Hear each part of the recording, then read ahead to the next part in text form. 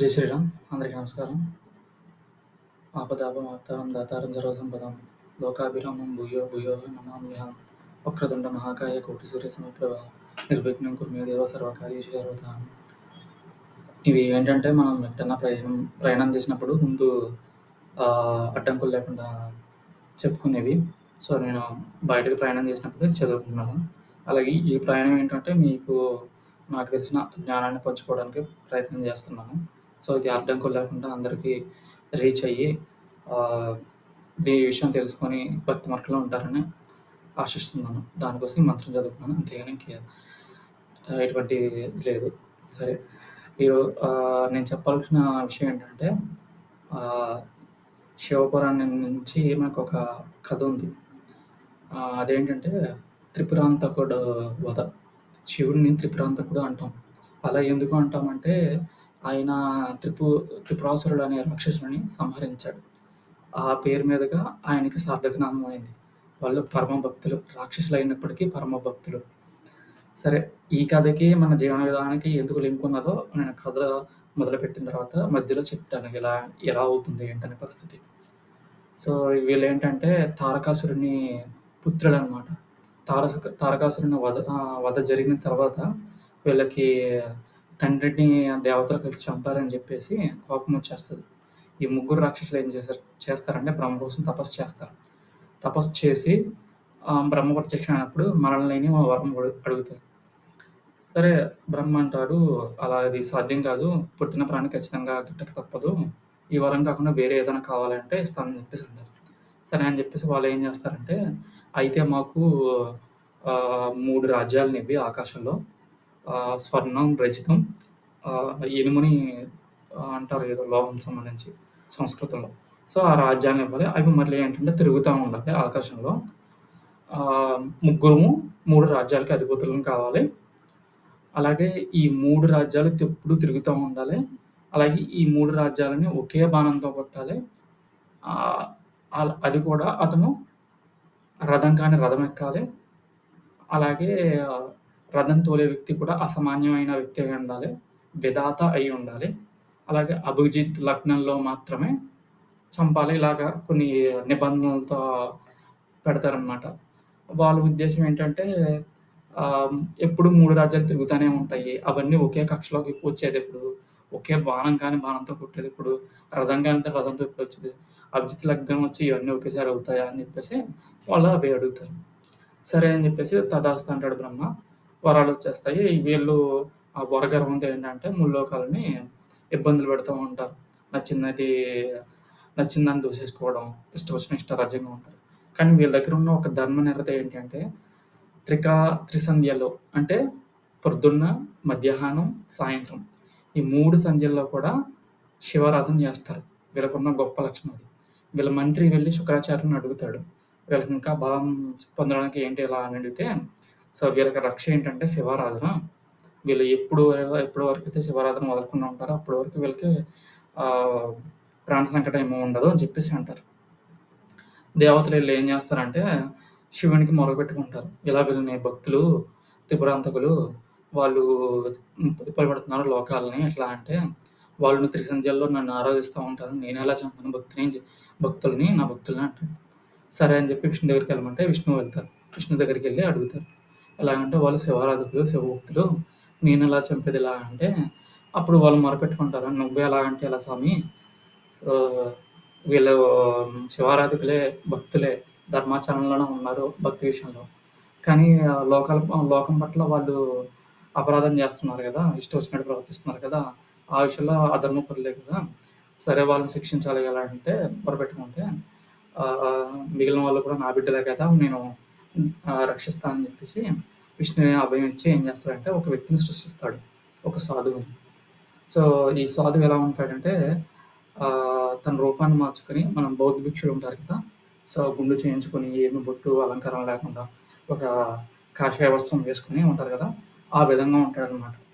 So Vishnumurthy చెప్తాడు, వీళ్ళు శివారాధనలో ఉన్నారు, లోకల పట్ల చాలా అధర్మంగా ప్రవర్తిస్తున్నారు, వీళ్ళకి శిక్ష పడాలి అంటే వాళ్ళు ఆ భక్తి నుంచి బయటికి రావాలి వీళ్ళు, కాబట్టి వీళ్ళకి ఏంటంటే వీళ్ళకి 3 సూత్రాలని అనువదించు, సుఖించు, భోగించు, అనుభవించు అని చెప్పేసి వీళ్ళు తిన్నా, పడుకున్నా ఇదే అలవాటవ్వాలి ఈళ్ళకి అని చెప్పేసి చెప్తాడనమాట.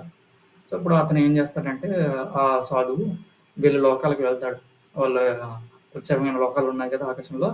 లోకాలకి వెళ్ళి అక్కడ ప్రసంగం చేస్తానని చెప్తే మంత్రి అనుమతిస్తాడనమాట. ముందు రాజులు రారు. వాళ్ళ బంటులొస్తారు, రాక్షసులు, కింకరులొస్తారు. వాళ్ళకి ఇదే చెప్తాడు. సుఖించు, భోగించు ఇలాగని. దైవారాధన చేయాల్సిన అవసరం లేదు. రాళ్ళు రప్పులకి పూజలెందుకు, ఇలా చెప్తా ఉంటాడనమాట. స్వర్గం, నరకం లేవు. పుణ్యం, పాపం లేవు. ఉన్నదాన్ని తిను, అనుభవించు, సుఖంగా నిద్రించు ఇట్లా అని చెప్తాడు. చెప్తా ఉంటే వాళ్ళు అడుగుతారు. "అదేంటి స్వామి ఇలా చెప్తున్నారు? మరి ఇలాగ చేసుకుంటా మేము స్వర్గానికెళ్ళేటప్పుడు, పుణ్యం తెచ్చుకునేటప్పుడా" అంటే, ఇప్పుడు మనం చూడండి సూడో సెక్యులర్‌లో గాని, హేతువాదులు కానీ, పాషండ మతాలు గాని ఏం చెప్తాయి? మీ దేవుడు అసలు లేనే లేడు. స్వర్గం, నరకాలు ఉన్నాయా? మీరు చూసారా? మీ తల్లిదండ్రులు చూసారా? మీ తాత ముత్తాతలు చూసారా? ఎక్కడుంది చూపించండి నాకు. ఇలాంటి క్వెషన్‌లే ఆ వ్యక్తి కూడా అడుగుతాడనమాట వీళ్ళని. మీ తండ్రిని చూసాడా? మీ నాన్న స్వర్గానికెళ్ళాడా? మీ తాత స్వర్గానికెళ్ళాడా? తెలుసా మీకు? దేన్నో పట్టుకొని మీరెందుకు ఎలాడతారు? నీకు అందుబాటులో ఉన్న ఆహారాన్ని శుభ్రంగా తిను. నీకు అధికారం ఉంటే అనుభవించు. ఇలా చెప్తాడనమాట. అవును, ఇది నిజమే కదా! ఇట్లా అని చెప్పేసి అనుకుంటారు. కొంతమంది అడుగుతారు, వేదం ఉంది కదా! వేద ప్రమాణం ఉంది కదా! అంటే, వేదాలను ఎవరు సృష్టించారో ఎలాగో ఎవరికి తెలుసు. ఇలాగని చెప్పేసి చెప్తాడనమాట. ఎందుకంటే వాళ్ళు లోకం పట్ల అధర్మంగా ఉన్నారు. వాళ్ళు ఆ భక్తి నుంచి బయటికి రావాలి, శివారాధన నుంచి. అందుకోసం ఈ వాక్యాలు చెప్తాడు. ఇక్కడ మనకి ఎలా అనువదించుకోవచ్చంటే, అక్కడ పరమాత్ముడే లోకం పట్ల కరుణ చూపి ఆ విధంగా అతని వ్యక్తిని పంపించాడు. ఇక్కడ మనమే పాడైపోతాం. ఒకళ్ళని మనం పాడు చేయాల్సిన అవసరం లేదు. చూడండి ఇప్పుడు భగవంతునికి సంబంధించి భజన జరుగుతూ ఉంటది. మనం వెళ్లి కూర్చుంటామా? ఎంతమంది హిందువులు వెళ్లి కూర్చుంటారు? చాలా ఊర్లలో కూర్చోరు. అరకొర అంకెలో లెక్క పెట్టొచ్చు. మిగిలిన అందరూ టీవీలకి అతుక్కుపోతారు, సినిమాలకి అతుక్కుపోతారు. కొంతమంది భజనలు జరుగుతూ ఉంటాయి. అక్కడక్కడ నిచ్చాడుతూ ఉంటారు షాపుల దగ్గర గట్టా. అదే ఒక పార్టీ మీటింగ్ జరిగానండి, మొత్తం ఎగేసిపోతారు. అదే ఒక రికార్డింగ్ చేస్తున్నాము అక్కడే ఉంటారు. ఒకవేళ మనం పాడు చేయక్కర్లా. మనమే పాడైపోవచ్చు అధర్మం అధర్మం వైపుకి. ఇప్పుడు గుడికెళ్ళాల్సినవి ఉంది వారం, వారం. అప్పుడేదో సినిమా రిలీజ్ అయిందో సంథింగ్, ఒక పార్టీ నాయకుడొస్తున్నాడు. స్కిప్ చేసేస్తాం. మనకవసరం లేదు. మనమే పాడైపోతున్నాం. ఎందుకంటే ఈ కథ నుంచి మనం తెలుసుకోవాల్సిందేంటంటే, భక్తనేది వదలకూడదు. మన ధర్మానుసరణలో మనం ప్రయారిటీ ఇవ్వాల్సింది. వాళ్ళు ఎంత రాక్షసులైనప్పటికీ, వాళ్ళ రాక్షస గుణం ప్రకారం ఇతరులని బాధించడం అనే లక్షణం వాళ్ళకి స్వతహాగా ఉన్నప్పటికీ, శివారాధన, భక్తి అనే దాన్ని వాళ్ళు వదలలేదు. ఎంతవరకు వదలలేదో అంతవరకు వాళ్ళకి ప్రాణహాని లేదు. వాళ్ళకి ఐశ్వర్యం పోలేదు. ఎప్పుడైతే ఈ స్వామీజీ ఇలా చెప్పాడో, ఇది సర్క్యులేట్ అవుతుంది. తర్వాత రాజులు కూడా నమ్మలేదు ఈ త్రిపురాంతకుడు, త్రిపురాసురుడు. అప్పుడు నారదుడు కూడా వెళ్ళి చెప్తాడనమాట. నారదుడు వేషం మార్చుకొని, సుఖించు, భోగించు, ఓం గురవే నమః అని చెప్పేసి చెప్తా ఉంటాడు. నారాయణ మంత్రం వదిలేసి గురవే గురవే అంటాడు. నారదుడే మారిన తర్వాత మనకింకా లోటేముంది, మనం కూడా మారిపోదాం అని చెప్పేసి వీళ్ళు అందులోకెళ్ళిపోయి ఆయన దగ్గర దీక్ష తీసేసుకుంటారు. మతంలాగా మారిపోతుంది. మొత్తం ఈ బొట్లు తీసేయడం, నామాలు తీసేయడం, ఇవంటే మనకేంటి హిందూ మతం ఎక్కువ అలంకరణ ఉంటుంది. అలంకరణ ఏంటంటే అది లక్ష్మిని తెచ్చిపెడుతుంది, ఐశ్వర్యాన్ని తెచ్చిపెడుతుంది. మనం నీట్‌గా డ్రెస్ చేసుకుంటాం, తిలకధారణ చేస్తాం, అది విభూది పెట్టుకోవడం ఇలా ఉంటుంది కదా! ఇదంతా ఐశ్వర్యానికి సంబంధించింది. సో, ఎప్పుడైతే ఇవన్నీ తీసేస్తారో వాళ్ళు ఇంకా త్రిసంధ్యల్లో పూజలు చేయడం మానేసి తినడం, తాగడం, అనుభవించడం ఇదే పనైపోతుంది ఆళ్ళకి. ఇప్పుడు చూడండి ఆహ్, మనకి అనువదించుకుంటే ఇప్పుడు కొంతమంది చూడండి చాలా రిప్రజెంటేటివ్స్, ఆహ్, మూవీ స్టార్స్ కానివ్వండి, ఒక హై పొజిషన్‌లో ఉన్నవాళ్ళు హిందుత్వం మీద రాంగ్ డైరెక్షన్ ఇస్తారు. ఇప్పుడు ఆహ్, పూర్వకాలంలో ఇలా దాడులు జరిగావని జెప్పేసి, నీచంగా జూసారని జెప్పేసి, హరిజనులు ఉండేవారని జెప్పేసి, ఇలాగ వదంతులు, వేరే వేరే వదంతులు చెప్పుకుంటా వస్తారు. నిజానికి ఇవి చారిత్రక ఆధారాలు ఎక్కడున్నాయా అంటే సరిగ్గా ఉండవు. ఎక్కడో కొన్ని కొన్ని చోట్ల జరిగి ఉండొచ్చు. కానీ దాన్ని హైలైట్ చేసి చెప్తారు మొత్తం అన్నిట్లికి. అన్నిటికి ఆపాదిస్తారు. ఒక కుటుంబంలో ఒక 10 మంది సంతానం ఉందనుకుందాం. అందులో ఒక్కటే సరిగ్గా లేడు.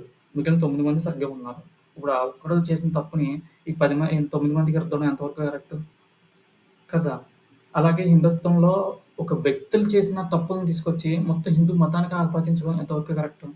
వీళ్ళు ఆపాదిస్తారు. ఈ హై పొజిషన్‌లో ఉన్న ఈ మూవీ స్టార్స్ కానీ వీళ్ళు ఎప్పుడైతే చెప్పారో దాన్ని సామాన్యులు అనుసరిస్తారు కదా! అలాగే నారదుడంత హై పొజిషన్‌లో ఉన్నవాడు ఎప్పుడు నారాయణ మంత్రం చేసేవాడే ఓం గురవే నమః సుఖించు, భోగించు, అనుభవించు అనే దాన్ని పట్టుకుంటోళ్ళకి వీళ్ళు మారిపోతారనమాట. మారిపోయి మొత్తం వదిలేస్తారింక. త్రిసంధ్యల్లో శివారాధన చేయడం వదిలేసి, ఇంకా తాగడం, తినడం ఇలాగే చేస్తారు. ఇప్పుడు మన లోకంలో చూడండి, మనం ప్రస్తుత జీవనంలో కూడాని ఆహ్, నియమిత ఆహారం తీసుకోవాలి. 15 రోజులకొకసారి ఒక ఉపవాసం చేయడం మంచిది. భగవదారంలో ఉండడం మంచిది. ఎందుకొచ్చినియన్నీ నీ ఉపవాసాలు ఇయన్నీని?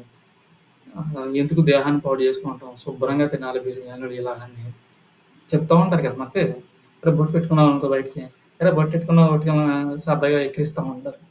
ఇవన్నీ ఏంటంటే ఈ లక్షణాలే పాడైపోయే లక్షణాలనమాట. అదే ఉదాహరణ అందులో ఉంటది. మనం చదివితే మనం దాన్ని చూసినప్పుడు మనకి ఓహో! వీళ్ళు ఇలా పాడైపోతున్నారు. మనం ఇలా ఉండకూడదు అన్న ఒక విషయం తెలుస్తది మనకి. సరే వీళ్ళేం చేస్తారంటే అలా పాడైపోతారు. ఎప్పుడైతే ఈ ధర్మాచరణ మానేశారో ఈ పాపాల పిచ్చి పెరిగిపోతుంది. ఇలా ఆటోమేటిక్‌గా అవి ఉన్నాయి. ఏదైతే రాక్షస ధర్మం ప్రకారం వాళ్ళు లోకల్‌ని పీడించడం అటువంటి లక్షణం ఉందో, అది పాపం అలాగే ఉంది. వీళ్ళనెప్పుడు కాస్తుందంటే, ఈ శివారాధన చేయడం, భక్తిలో ఉండడం కాస్తుంది. ఎప్పుడైతే దీన్ని వదిలేసారో, అది పెరిగిపోయింది టాప్‌మని. సో, ఇప్పుడు ఏం చేస్తారంటే, శివుడే వీళ్ళ పాలిట మృత్యువైపోతాడు. అప్పుడు శివుడు రథం కానీ రథం ఎక్కుతాడు. అంటే ఈ సృష్టి ఒక రథం కింద మారుతది. ఆ విశ్వంలోని. సూర్యచంద్రుడు చక్రాల కింద మారుతారు. సో, అలాగా విధాతే రథం తోలుతాడు. ఆదిశేషుడు వింటినారి అవుతాడనమాట. ఇలా భక్తుల యొక్క శరణు అనేది బాణం అవుతుంది. సో, అభిజిత్ లగ్నం వస్తుంది. వచ్చినప్పుడు బాణం విసిరితే ఈ 3 ఒకే తాటిలోకి వచ్చినప్పుడు ఒకే కక్షలాగా వస్తాయి. ఆ టైంలో వీళ్ళు సమాప్తం అయిపోతారనమాట. మన ఈ కథ ద్వారా మనకు అర్థం చేసుకోవాల్సింది ఏంటంటే ఎప్పుడు కూడా భగవంతుడిని విడిచిపెట్టకూడదు. మన ధర్మాన్ని విడిచిపెట్టకూడదు. ఎన్ని కష్టాలు రాని, ఎన్ని ఆటంకులు రాని ప్రతి దానికి సొల్యూషన్ ఉంది. మనకి పంచమ వేదం భగవద్గీత. భగవద్గీతలో లేని సొల్యూషన్ అనేది లేదు. ప్రతి ప్రశ్నకి సమాధానం ఉంటుంది. ముఖ్యంగా నాకు నచ్చిన శ్లోకం ఏంటంటే కర్మణ్యేవాధికారిస్తే మా ఫలేషు కదాచన మా కర్మ ఫల హేతుర్భూః మాతే సంగోస్త్వ కర్మణి. కర్మ లేనిదే నీకు అధికారం కలదు గాని ఆ కర్మ ఫలముల ముందు నీకు అధికారము లేదు. ఇది మనం అర్థం చేసుకోవాలి. ఎందుకంటే ఫలితం గురించి ఆలోచించి మనం కష్టపడతాం. కానీ మనం ఎంత బాగా కష్టపడతామో అన్న దాని మీద ఆధారపడే ఫలితం ఉంటుంది. నువ్వు బాగా చదివితే బాగా మార్కులొస్తాయి. కరెక్ట్. ఒకవేళ మార్కులు రాని, రాకపోని. కానీ అది నీకు ఉపయోగపడుతుంది కదా! అలాగా మన కర్మల ముందు ఎక్కువ దృష్టి పెట్టాలి గానీ, ఆ కర్మ ఎంత బాగా చేశామన్న దాని మీద దృష్టి పెట్టాలి గానీ, కర్మ ఫలితముల ముందు కాదు అని చెప్పేసి చెప్తాడు. అలాగే యుద్ధంలో ఇక్కడ యుద్ధంలో అర్జునుల వారికి కృష్ణుడు ఎందుకు ఇంత ఇది హైలైట్ అయింది బాగా అంటే, అర్జునుడు వదిలేస్తాడు కదా! ఇది తను చేస్తున్నాడని భావిస్తాడు. ఆ యుద్ధం వల్ల అందరిని తనే చంపుతున్నాడని. కానీ చంపేది అతను కాదు. శివుడు చంపుతాడు. అది యుద్ధం అయిపోయిన తర్వాత డిస్కషన్ జరుగుతున్నప్పుడు కృష్ణుడితో చెప్తాడు. నేను బాణం వదిలే ముందే వీళ్ళందరూ నేను చూస్తున్నాను. నాకన్నా ముందు బాణం వదిలే ముందే అది ఎవరో శక్తి వెళ్లి వాళ్ళందరిని చంపుతున్నట్టు నాకు ఆహ్, వస్తుంది ఇమాజినేషన్ ఇట్లా అని చెప్పేసంటే, అది శివుడు చేస్తున్నాడు అని చెప్తాడనమాట కృష్ణుడు. హరే రామ జై శ్రీరామ్. సో, ఈ విధంగా మీరు ధర్మాచరణలో ఉండాలని ఎక్కడ భజనలు జరిగినా, ఎక్కడ ఉపన్యాసాలు జరిగినా ఖచ్చితంగా వెళ్ళాలి, అటెండ్ అవ్వాలి, కూర్చోవాలి. భగవత్ ప్రసాదాన్ని తీసుకోవాలి. కా మామూలు ప్రసాదం కాదు. ఇప్పుడు ఊరల్లో ఏం చేస్తున్నారంటే అన్ని డబ్బులేసేసుకొని ఇష్టారాజ్యంగా పెట్టేసుకుంటారు. తిన్నంత పడేత్తాం. ఒక అన్న సమారాధన జరుగుతుంది అంటే అక్కడ కేవలం మనుషులు మాత్రమే కాదు. అనేక జీవులకి ఆహారం దొరుకుతుంది. పక్షులకి, భూతగణాలకి, పిల్లులు గాని, కుక్కలు గాని వాటికి కూడా వేసుకోగలగాలి. తినడం శుభ్రంగా తినేసి పడేస్తున్నారు మొత్తం. అన్ని రకాల ఏదో ఐటెమ్స్ ఏంటో ఎందుకంతలాగా అర్థం కానిది. ఈ మధ్య కాలంలో ఎలా తయారవుతుందంటే ఇంకొక విధానం. ఆహ్, ఎవరు చేయడానికి రావట్లేదని జెప్పేసి భక్తి భజనలు కూడా పెట్టేస్తున్నారు. నేను గమనించిన దాని ప్రకారం అనేది. ఇవి కొన్ని కొన్ని ఊర్లలో బానే ఉన్నాయి. కొన్ని కొన్ని ఊర్లలో అదొక దాన్నేమంటారు ట్రెండ్ పేరుతో చెప్పి ఇవన్నీ చేసుకుంటూ వచ్చేస్తున్నారు. మనది ప్రధానం ఏంటంటే భక్తి. అక్కడ భజన జరిగితే ఆ భజనకి అక్కడ ఉండరు. తినే టయానికొచ్చేస్తున్నారు. అది కాదు ముఖ్యం. మనకి భక్తి, ఆ భజన అన్నది ముఖ్యం. మన గొంతు పెరగాలి. ఎంతసేపు వినడం కాదు. గొంతు పెరగాలి. జై శ్రీరామ్ అనేది గొంతులోంచి రావాలి. సర్వేంద్రియానం నయనం ప్రధానం అంటారు. కళ్ళు మనం చూసే విషయాలని సరైన విషయాలు చూడాలి. మనం ఏవి చూస్తామో మళ్ళీ మనసు దాన్ని రిపీట్ చేస్తూ ఉంటది. ఒక సినిమా ఏదైనా చూసాం. అందులో ఒక కామెడీ ఉందనుకుందాం. సో, మనం ఏదన్నా వంట చేస్తున్నా గానీ, ఇల్లు తుడుచుకుంటున్నా, ఏదైనా ఒక పని చేస్తున్నప్పుడు అకస్మాత్తుగా ఏం చేస్తుంది మనసు ఆ సన్నివేశం తీసుకొస్తుంది. రిపీట్ చేస్తుంది. స్మృతిలోకి వస్తుందనమాట. అలాగే భగవంతుడికి సంబంధించిన విషయాలను చూడడం, అటువంటి నాటికలను చూడడం వల్ల ఏమవుతుందంటే, ఒక్కొక్కసారి మనసు ఏం చేస్తుందో ఆ విషయాలను రిపీట్ చేస్తది. స్మృతిలోకి మళ్ళీ తీసుకొస్తది. అది ఎన్ని సార్లు మనకు రిపీట్ అవుతుందో అంత మనకు పుణ్యం వస్తుంది. పుణ్యం ఎలా వస్తది? ఏదైనా మంచి కార్యం చేస్తే వస్తుంది. భగవంతుడిని ఆరాధించడం వల్ల పుణ్యం రాదు. నువ్వు భగవంతుని కోసం ఎంత తాదాత్మ్యం చెందుతున్నావో దాన్ని బట్టే నీకు పుణ్యం వస్తుంది. ఆహ్, ఇంకా కొంచెం క్లియర్‌గా చెప్పాలి అంటే ఆహ్, ఇది భాగవత సప్తాహంలో ఉంటుంది. అంటే మనకి భాగవతం కథ ఉంటుంది. సంక్షిప్త భాగవతం అని చెప్పేసి మీరు ఆహ్, అదేంటి గోరఖ్ ప్రెస్ ఆర్డర్ పెట్టుకోవచ్చు. అందులో వస్తుంది చిన్న పుస్తకం. అందులో ఉంటుందనమాట.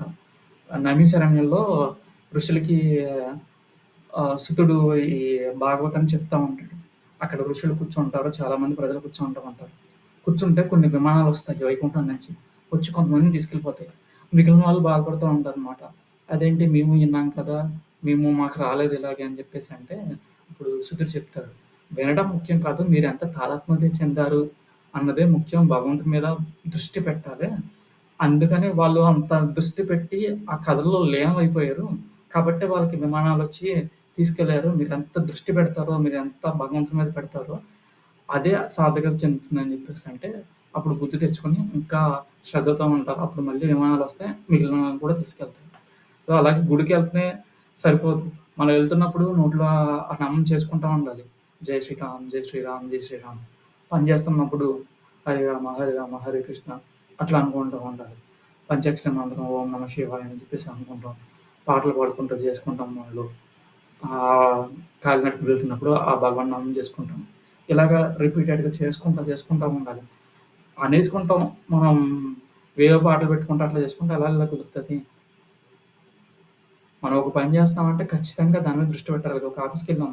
ఒక వర్క్ ఇచ్చారు. అసైన్‌మెంట్ సమ్ వర్క్ ఇచ్చారు. సర్వర్ బిల్డింగో లేదంటే ఒక కోడ్ బిల్డ్ అని చెప్పేసి దృష్టి మొత్తం దాని మీద పెడతాం కదా! ఒక వంట చేస్తాం. వంట మీద దృష్టి పెడతాం కదా! ఏదో కొన్ని క్షణాలు మాత్రం డైవర్ట్ అయ్యొచ్చు. కాదు మేజర్ పోర్షన్ అన్నది మనం ఆ పని మీద ఉంచుతాం. అలాగే దృష్టి అనేది కేంద్రీకరించినప్పుడే దాని యొక్క పూర్తి సార్థకత మనం సంపాదించుకోగలుగుతాం.